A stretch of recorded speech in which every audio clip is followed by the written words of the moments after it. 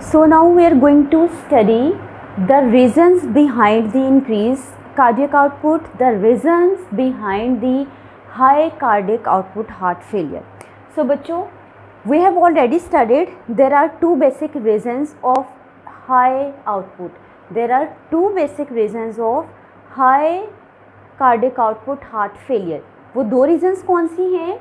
The first reason is increased metabolic demand of the body, increase body demand of the blood, and the second reason is bypass of the arteriolar and capillary blood.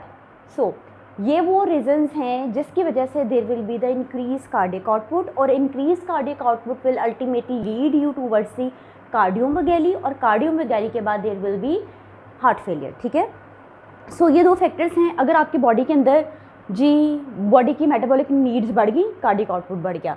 अगर जी shunt हो गया, एवी fistula हो गया, bypass कर दिया आपकी arteries ने आपकी आर्टरीवल्स को, कैपिलरी नेटवर्क को, और डायरेक्टली एक कनेक्शन बना लिया विद दी वेन्स, तो उसमें क्या होगा, there will be low systemic vascular resistance, जिसकी वजह से ज़्यादा ब्लड कहाँ पर जाएगा, आपकी हार्ट की तरफ जाएगा, और दोबारा से क्या होगा, there will be increased cardiac output. Okay, so reason one discuss करने जा रहे हैं. टॉपिक, मेन टॉपिक जो स्टार्टेड था that was high output cardiac failure.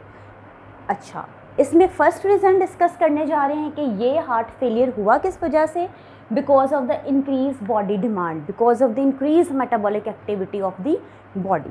सो बच्चों, बॉडी की मेटाबॉलिक एक्टिविटी कब इंक्रीज़ होती है? बास नॉर्मल कंडीशंस में भी हो जाती है. फॉर एग्जांपल, वो नॉर्मल फिजियोलॉजिकल स्टेट कौन सी है? That is pregnancy. प्रेगनेंसी कोई डिजीज़ नहीं है. प्रेगनेंसी क्या है? एक नॉर्मल फिजियोलॉजिकल रिस्पॉन्स है जब फीमेल ने कंसीव किया. अदरवाइज़ कौन सी डिजीज़ कंडीशन है जो बॉडी की मेटाबॉलिक नीड्स को बढ़ा देंगी? जी वो डिजीज़ कंडीशंस हैं हाइपरथायरॉयडिज्म, जिसे टॉक्सिकोसिस भी कहते हैं, in the case of severe anaemia, then in Paget's disease and in beriberi. तो ये 5 फैक्टर्स हैं इंक्लूडिंग दी प्रेगनेंसी जिनको हम पढ़ने जा रहे हैं, जिनकी वजह से बॉडी क्या करेगी कि हार्ट के कार्डियक आउटपुट को बढ़ा देगी, और अल्टीमेटली ये increased output will result in heart failure. So अच्छा, एक जनरल कॉन्सेप्ट ले लेते हैं. जब बॉडी की मेटाबॉलिक एक्टिविटी बढ़ गई या बॉडी को कोई मेटाबॉलिक डिजीज़ हो गई, ओके, तो इस कंडीशन में क्या होगा, ज़ाहिर है मेटाबॉलिक डिमांड बढ़ गई, बॉडी की एक्टिविटी बढ़ गई, सेल्यूलर एक्टिविटी बढ़ गई, जिसने क्या किया, हार्ट को सिग्नल दिए. कैसे सिग्नल दिए? With the help of the CNS, और कहा कि जी कार्डियक आउटपुट बढ़ा दो. भाई ये CNS एक्टिव हुआ, CNS ने ANS को एक्टिव किया, ANS ने आपके सिंपैथेटिक नर्वस सिस्टम को एक्टिव किया, जिसने क्या किया कि कार्डियक आउटपुट बढ़ा दिया. अब जी ये cardiac output is going on जी इंक्रीज़ होता जा रहा है. तो इस स्टेट में क्या होगा, there will be hypertrophy and then there will be heart failure. Patient आपका आ गया हार्ट फेलियर की तरफ. ठीक है, सो पहली कंडीशन की तरफ आ जाते हैं. The first condition is the hyperthyroidism, या जिसको थायरोटॉक्सिकोसिस भी कहते हैं. वर्ड से पता चला ना, हाइपर थायरॉयडिज्म, यानी कि there will be hyperactivity, hyperfunction of the gland. Thyroid gland overactive हो गया, जिसकी वजह से क्या होगा, it will result in the hypermetabolic state. अच्छा, क्यों भाई ऐसा क्यों हो गया? बिकॉज अब आपका जो थायरॉयड ग्लैंड है, पेशेंट का जो थायरॉयड ग्लैंड है, इसने रिलीज़ करना शुरू कर दिए हॉर्मोन्स, वो भी ज़्यादा क्वांटिटी में. वो हॉर्मोन्स कौन से हैं जी? These are T4, T3. T4, 4 means tetra, that is tetra iodothyronine. T3, 3 को रिप्रेजेंट करें, that is tri iodothyronine. So भी आपके सर्कुलेशन में इन हॉर्मोन्स का लेवल बढ़ गया. क्या हो गया कि जी इनके लेवल बढ़ने से अब क्या होगा, बॉडी की मेटाबॉलिक एक्टिविटी बढ़ गई.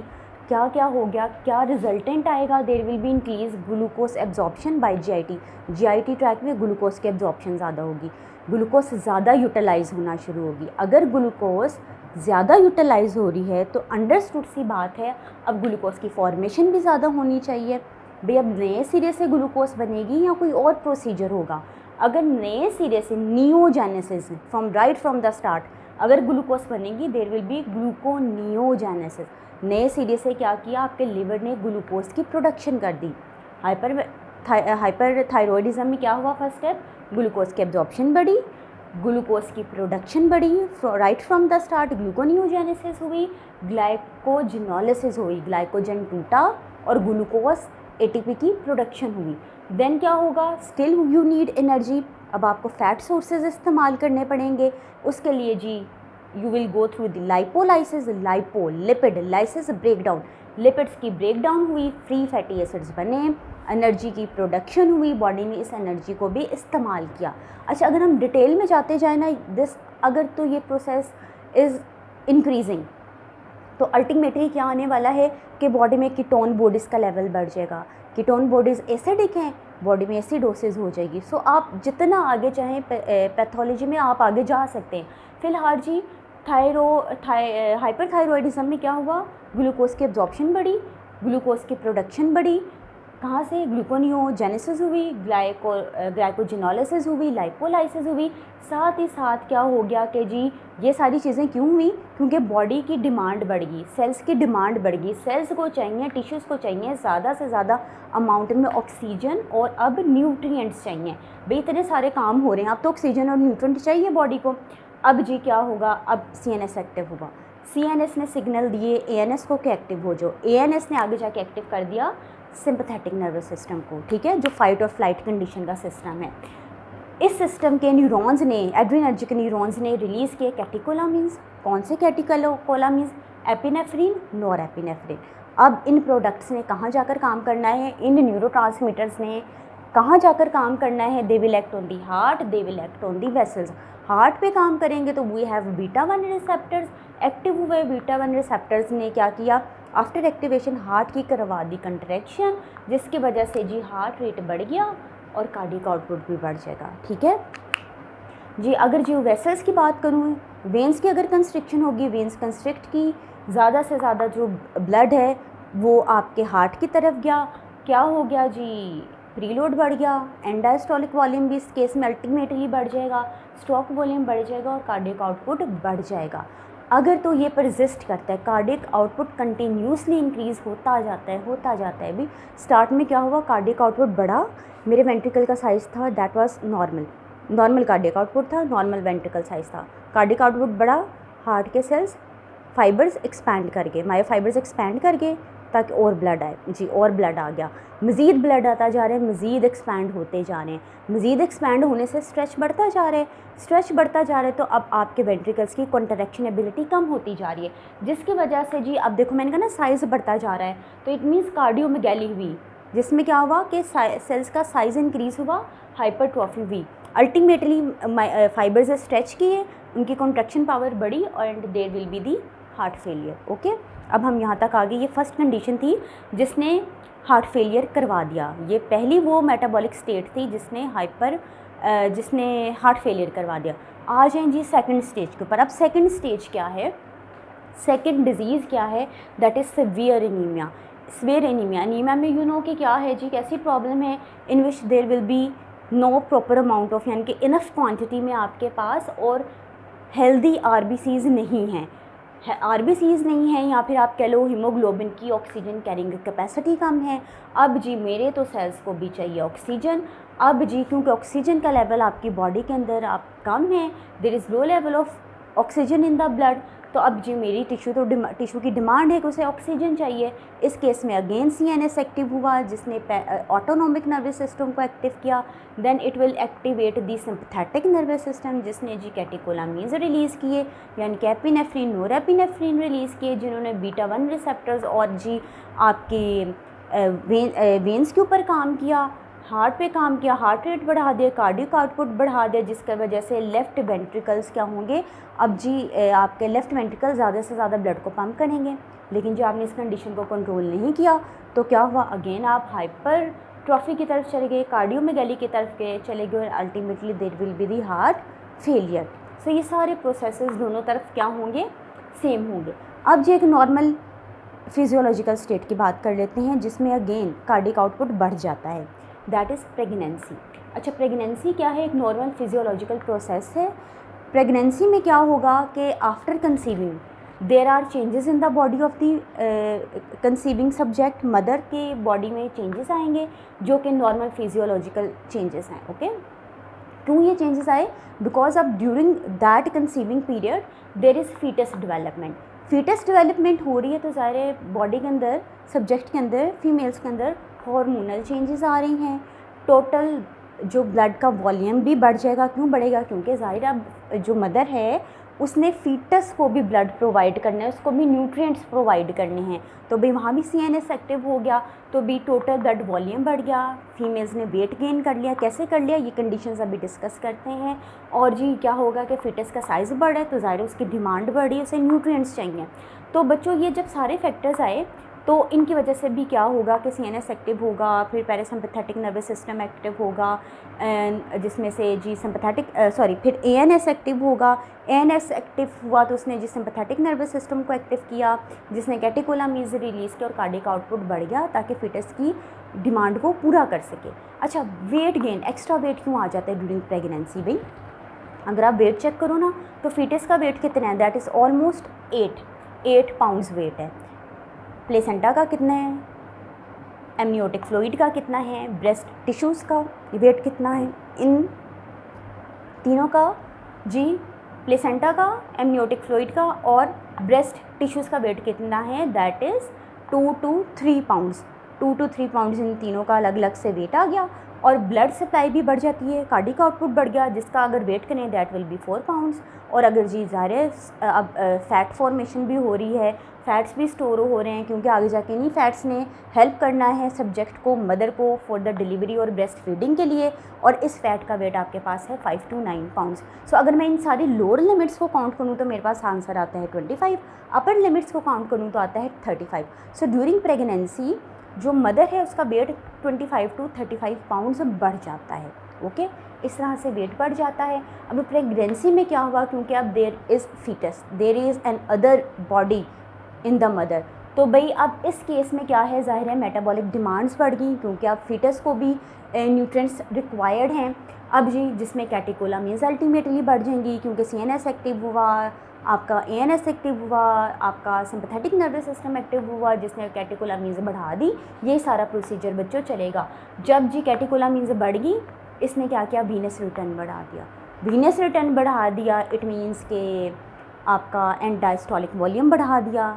एंड डायस्टोलिक वॉल्यूम बढ़ा दिया इट मीन्स के आपका स्ट्रोक वॉल्यूम बढ़ा दिया। स्ट्रोक वॉल्यूम बढ़ा दिए, स्ट्रोक वॉल्यूम बढ़ा दिया इट मीन्स कार्डियक आउटपुट बढ़ा दिया। सो प्रेगनेंसी में बच्चों ये चेंजेस आएंगे, जिसकी वजह से ब्लड फ्लो इंक्रीज़ हो जाएगा टूवर्ड्स दी ऑर्गन। ठीक है, अब अगर हम फर्स्ट 2 ट्राइमेस्टर की बात करें या भी 16th वीक की बात भी करें, ड्यूरिंग होल प्रेगनेंसी क्या है जी, आपका जो मदर है उसका जो कार्डियक आउटपुट है वो ग्रेजुअली बढ़ता जाता है। जैसे जैसे ट्राइमेस्टर्स में आगे जाते जाओगे कार्डियक आउटपुट बढ़ता जाएगा, क्योंकि देखो फिटस भी तो डेवलप हो रहा है ना, तो भी 16th वीक तक जाके जी there will be the maximum cardiac output. और इस सारे के सारे प्रोसीजर में देर इज़ ऑलमोस्ट कहने के 50% कार्डियक आउटपुट बढ़ जाता है। लेकिन अगर मैं बात करूँ लेबर की, डिलीवरी की और इमीडिएटली आफ्टर डिलीवरी की, ठीक है, तो इसमें कार्डियक आउटपुट तकरीबन 60 to 80% बढ़ जाता है लेबर पेन में, डिलीवरी में। तो क्योंकि इस सारे प्रोसीजर के दरमियान भी कैटेकोलामीन्स की प्रोडक्शन हो रही है। अगर तो ये कंडीशन जो है वो एग्जैजरेट कर जाए, टाइमली डिलीवरी नहीं हो रही, लेबर पेन्स बढ़ती जा रही हैं, किसी किस्म की कोई कॉम्प्लिकेशंस गायनी से रिलेटेड आ गई हैं, तो there are chances of the heart failure. ठीक है, तो भाई अब जी मैंने कहा कि ड्यूरिंग द जेस्टेशनल पीरियड ये कार्डियक आउटपुट बढ़ता जाएगा। तो भाई ये जेस्टेशनल पीरियड क्या है?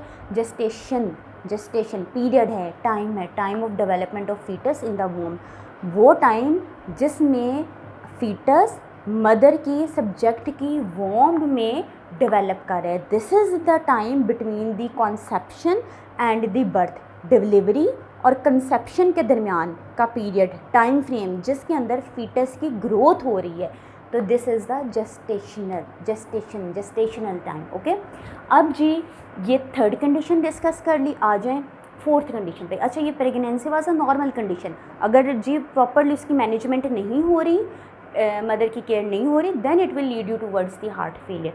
अब बच्चों आ जाओ पेजेट्स डिजीज़। अच्छा, पेजेट्स आई की साउंड देगा, पेजेट्स डिजीज़। पेजेट बेसिकली एक साइंटिस्ट का नाम है भाई। पेजेट्स डिजीज़ कहाँ कहाँ हो सकती है? That can be the Paget disease of the breast, vulva and the bones, ठीक है। अच्छा, इसमें क्या होगा कि सेल टर्नओवर बढ़ जाएगा, सेल्स मल्टीप्लाई कर रहे हैं, ग्रो कर रहे हैं। तो भाई पेजेट्स डिजीज़ ऑफ ब्रेस्ट, जिसका जी दूसरा नाम क्या है, Piaget's disease of mammary glands भी इसको कहते हैं, पेजेट्स डिजीज़ ऑफ निपल भी इसको कह सकते हैं। तो इस कंडीशन के अंदर क्या होगा कि जी मोस्टली जो ऐसी फीमेल्स जिसके अंदर जिनमें who are suffering from the breast cancer, तो देर इज़ पॉसिबिलिटी कि they have the Paget's disease, rare condition है। इस डिजीज़ में क्या होगा, there will be eczema of what, eczema of the nipple and the areola. Nipple के around जो ब्लैक बॉडी पार्ट है दैट इज़ एरियोला। तो भाई एक्जिमा हो जाएगा। Now what is eczema? Eczema क्या है? ड्राई, इची, रेड स्किन होगी वहाँ पे, ठीक है। अब जी this is the first condition जिसके अंदर जी कार्डियक आउटपुट बढ़ जाता है। इसको इतना डिटेल में नहीं जा रहे, बोन्स को थोड़ा सा डिटेल में, लेकिन इतना भी डिटेल में डिस्कस नहीं करेंगे। देन वेल्वा, पेजेट्स डिजीज़ ऑफ वेल्वा, इसमें क्या होगा, ज़ाहिर वेल्वा इफेक्ट होंगे ना। This is also kind of skin cancer. अब जी इसमें क्या होगा, वेल्वा की अपीयरेंस कैसी होगी, that will be red, pink, velvety इसकी अपीयरेंस आ जाएगी। और जी वहाँ पर अल्सरेशन, वेल्वा पे क्या हो जाएगी, अल्सरेशन हो जाएगी। अल्सरेशन भी कैसी होगी, there will be moist oozing ulceration, यानी कि वहाँ पे ब्लीडिंग के भी चांसेस हैं। That area, that ulceration will bleed easily. Okay, तो ये था जी वेल्वा। तो एक थोड़ा सा कॉन्सेप्ट रिवाइज कर लो वेल्वा की एनाटमी को। भाई वेल्वा क्या है, आपका बॉडी पार्ट है। वेल्वा कौन सा बॉडी पार्ट है बच्चों? Vulva that is representing all the external female genital organs.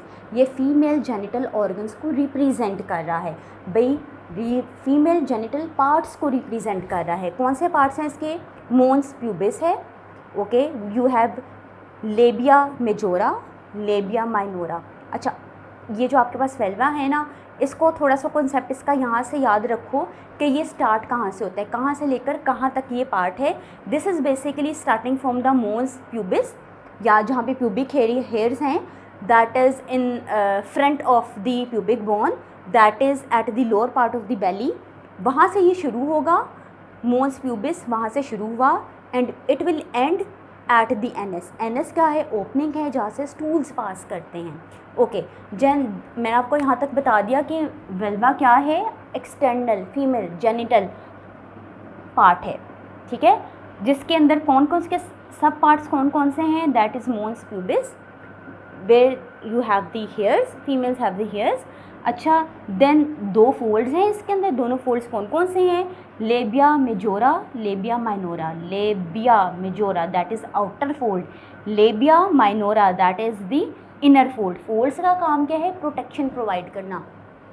किसको प्रोटेक्शन प्रोवाइड करना? अंडरस्टूड से बात है, यूरिथ्रा को और विजाइना को। अच्छा, अब इस कंडीशन में पेजेट्स डिजीज़ ऑफ वेल्वा में भी there will be increase cardiac output. Okay, cancerous condition है ना। तो नाउ अब अगर मैं बोन्स की बात करूँ, Piaget's disease of bones, Piaget's disease of bone में क्या होगा, that is actually a chronic condition, that is a long term condition. इसमें क्या होगा, अब बोन्स कैसी होंगी, बोन्स की फॉर्मेशन कैसी होगी, they will be large, size उनका बढ़ जाएगा, इरेगुलर होंगी, वीक होंगी, एबनॉर्मल शेप होंगी, ब्रिटल होंगी, ठीक है। ब्रिटल मीन्स आसानी से टूट जाएंगी, इतनी स्ट्रॉन्ग बोन्स नहीं होंगी। अच्छा, सारी बॉडी की बोन्स अफेक्ट नहीं होती इस डिज़ीज़ से, कुछ बोन्स अफेक्ट होती हैं जिसको भी डिस्कस करेंगे। सो जी इसमें क्या है कि ज़ाहिर है अगर इतनी रेगुलर सी बोन्स बन रही हैं, बोन्स की इट मीन्स रीमॉडलिंग हो रही है। अगर मैं रूटीन डेली लाइफ की बात करूं, डेली लाइफ में भी डेफिनेटली बोन्स की रीमॉडलिंग हो रही है, बन रही हैं, बोन्स के सेल्स एब्जॉर्ब हो रहे हैं, न्यू बोन्स फॉर्मेशन हो रही है।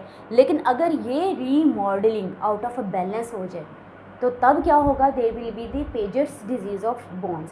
अच्छा, नॉर्मली ये कंडीशन, ये डिज़ीज़ देखी कब गई है, इन दी ओल्ड एज, तकरीबन at above the age of 55 years, और तकरीबन 2 से 3% लोगों को ये अफेक्ट करती है। This is not common. अच्छा, सिर्फ चंद ही बोन्स हैं जो इस डिज़ीज़ की वजह से अफेक्ट होंगी। These will be pelvis, skull, spine और लेग के आपके पास बोन्स है femur and the tibia, spine means backbone की बात कर रहे हैं। ओके जी, ये जी अब इस डिजीज़ में क्या मैंने आपको बताया कि there will be the remodelling, लेकिन रीमॉडलिंग कैसी है, डेली लाइफ में रीमॉडलिंग हो रही है, but this remodelling is basically out of balance, uncontrolled remodelling है। अब इस डिजीज़ में बेसिकली हुआ कैसे कि जी आपको पता है डेली लाइफ में क्या हो रहा था कि सेल्स एब्जॉर्ब हो रहे थे। कौन एब्जॉर्ब कर रहा था इन्हें? ऑस्टियोक्लास्ट। आपकी बोन्स की रीफॉर्मेशन हो रही थी। कौन फॉर्मेशन कर रहा था? ऑस्टियोब्लास्ट। लेकिन जी इस पेजर्स डिजीज़ में क्या हुआ कि सेल्स की एट द स्टार्ट, बोन्स के सेल्स की स्टार्ट में क्या हुआ, एब्जॉर्प्शन होगी ज़्यादा घुलने लगी, टूटने फूटने लगी, मरने लगी कह लो। तो भाई इसमें क्या हुआ, मोर एक्टिवेशन होगी स्टार्ट में आपके ऑस्टियोक्लास्ट की। अच्छा जी, जिसकी वजह से एब्जॉर्प्शन बढ़ गई। अच्छा, किसकी एब्जॉर्प्शन बन गई? बोन्स के सेल्स की। ओके, अब अल्टीमेटली क्या हुआ इस टाइम पे, स्टार्ट में क्या था, ऑस्टियोक्लास्ट वर हाइपर एक्टिव, ऑस्टियोब्लास्ट वर सुप्रेस्ड, जिसने नई बोन्स बनानी थी। लेकिन अब क्या होगा, ये तो एक इम्बैलेंस हो गया, गलत हो गया कि बोन्स तो रीअब्जॉर्ब हुई जा रही हैं, एब्जॉर्ब हुई जा रही हैं, तो बॉडी को तो बोन्स चाहिए फॉर लोकोमोशन। तो अब क्या होगा कि जी अब जी आपके जो ऑस्टियोब्लास्ट हैं दे विल गेट एक्टिव हुए। अब जी ये हाइपर एक्टिव हो गए। अब इन्होंने क्या किया, एक्सेस बोन की फॉर्मेशन करनी शुरू कर दी, ऐसी बोन्स बनाना शुरू कर दी जो इरेगुलर हैं, जो वीक हैं। बस उसे चाहिए कि मैंने बोन्स बनानी हैं, तो भाई there will be abnormally large deformed bones. ऐसी बोन्स होंगी जो एब्रप्टली, जो हैप्पैज़र्डली फिट होंगी, जिनमें जी ये जो एक्स्ट्रा, और इस प्रोसीजर में ऐसा होगा कि एक्स्ट्रा बोन्स की भी फॉर्मेशन होना शुरू हो जाएगी। सो भाई दिस इज़ नॉट गुड। अब जी एक्स्ट्रा बोन्स बन रही है, मेरी बॉडी को क्या चाहिए, ब्लड चाहिए, एनर्जी चाहिए, न्यूट्रिएंट्स चाहिए। तो जी CNS एक्टिव हुआ, अगेन वही ANS एक्टिव हुआ, सिंपैथेटिक सिस्टम एक्टिव हुआ जी, कैटेकोलामिन्स रिलीज़ हुए, हार्ट रेट बढ़ा, हार्ट ने ज़्यादा पंप किया, कार्डिक आउटपुट बढ़ा। लेकिन जी अल्टीमेटली ये रीमॉडलिंग हुई जा रही है और पेजर्स डिजीज़ स्टिल कंटिन्यू। तो अब क्या होगा, there will be the heart failure because of the hypertrophy. Heart के सेल्स की क्या हो जाएगी, hypertrophy. Now last condition discuss कर लेते हैं, बेरी। ठीक है जी, बेरी डिजीज़। बेरी डिजीज़ में क्या है बच्चों, there is deficiency of a vitamin, there is deficiency of a water soluble vitamin in your body. वो वाटर सॉल्युबल विटामिन कौन से हैं, दैट इज़ B1 की डेफिशिएंसी हो जाएगी। B1 का अनदर नेम इज़ थायामीन की डेफिशिएंसी होगी। जब थायामीन की डेफिशिएंसी होगी, भी थायामीन तो मेरे बॉडी के सब ऑर्गन्स को चाहिए, ख़ास तौर पे जब हम लोग फिजियोलॉजी पढ़ते हैं, यू हैव स्टडीज़ के आपके ब्रेन और हार्ट को तो थायामीन चाहिए ही चाहिए। अच्छा जी, अब इसमें क्या होगा, जब जी थायामीन की डेफिशिएंसी होगी, तो यहाँ से you have to remember the normal physiology of the thiamine, कि थायामीन करता क्या था बच्चों, thiamine was a precursor that was not active. अब इसने अपने आप को कन्वर्ट करना है इनटू मेटाबॉलिकली एक्टिव कोफैक्टर में। वो कोफैक्टर कौन सा है, that is TPP, that is thiamine pyrophosphate, TPP। अब ये जो TPP है, ये जो प्रोडक्ट बनी है, that will act as a cofactor. ज़ाहिर कोफैक्टर किसके लिए, एंजाइम के लिए एक्ट करेगा ना। This will act as a cofactor for the enzyme that is the pyruvate carboxylase. और जब आप बायोकेमिस्ट्री पढ़ रहे थे, you have studied in biochemistry के जो आपका फर्स्ट स्टेप है ग्लूकोनियोजेनेसिस में, पायरुवेट कार्बोक्सिलेज क्या करता है, पायरुवेट को कन्वर्ट करता है इनटू एक्सैलोएसीटेट। और एक्सैलोएसीटेट यू नो इट इज़, इसमें कन्वर्ट हो गया। ये जो पूरा स्टेप है, this is the first step of gluconeogenesis. अगर तो अब जी ये कोफैक्टर ही नहीं है, तो भाई कैसे ये पायरुवेट कार्बोक्सिलेज काम करेगा, नहीं काम करेगा। तो अब क्या होगा, पायरुवेट का लेवल बढ़ जाएगा आपकी बॉडी के अंदर, आपके प्लाज्मा के अंदर। यहाँ पे जी फर्स्ट स्टेप अगर तो नहीं होगा, क्यों नहीं होगा, बिकॉज अब तो आपके पास यहाँ पे कोफैक्टर ही नहीं है। अब जी इसका मतलब ये तो पायरुवेट एक्यूमुलेट कर गया, इसकी तो कन्वर्जन ही नहीं हुई। अब ये जो पायरुवेट आपके प्लाज्मा में, आपके पेशेंट के प्लाज्मा में एक्यूमुलेट कर गया है, इसकी जी इसके ऊपर अब एक और एंजाइम ने एक्ट करना है, lactate dehydrogenase. Okay, lactate dehydrogenase ने इसको कन्वर्ट कर देना है इनटू लैक्टेट। अच्छा, अब जी क्या होगा कि जी लैक्टेट, या कहूँ कि लैक्टिक एसिड का लेवल अल्टीमेटली बढ़ गया। यहाँ पे मेरे पास आ गया जी लैक्टिक एसिड का लेवल बढ़ गया। थायमीन डेफिशिएंसी में there will be increase in the level of the lactate, okay, lactic acid, there will be the increased level of the adenosine, there will be the decreased level of the ATP। भाई अगर तो skeletal muscles में इन चीज़ों की कमी हो गई तो अब क्या होगा भाई, अब क्या होगा जी, अगेन अब होने वाला ये है कि इन प्रोडक्ट्स ने, लैक्टिक एसिड ने, एडिनोसिन ने क्या किया, आर्ट्रियोलर वेजोडाइलेशन करवा दी। आपके देखो ये हार्ट था, हार्ट से निकल रही थी बाहर आर्ट मेजर आर्टरीज, आर्ट्रियोल्स, यहाँ पर होगी डायलेशन। अब ज़्यादा से ज़्यादा क्या होगा, ब्लड आएगा बाहर, वेजोडाइलेशन होगी। अब क्या हो गया, इट मीन्स कार्डिक आउटपुट बढ़ गया ना, क्योंकि कार्डिक आउटपुट को आगे किसी किस्म की कोई रेजिस्टेंस नहीं मिली। क्या हुआ कि कार्डिक आउटपुट बढ़ गया। कार्डिक आउटपुट कैसे बढ़ा, अब कार्डिक आउटपुट बढ़ा वेजोडाइलेशन की वजह से। कार्डिक आउटपुट बढ़ा तो ज़्यादा से ज़्यादा वीनस रिटर्न जाएगा टूवर्ड्स दी हार्ट, तो ज़्यादा वीनस रिटर्न जाएगा, it means and diastolic volume ज़्यादा होगा। एंड डायस्टोलिक वॉल्यूम ज़्यादा होगा तो अगेन कार्डिक आउटपुट ज़्यादा आएगा। भाई देयर इज़ अ लिमिट।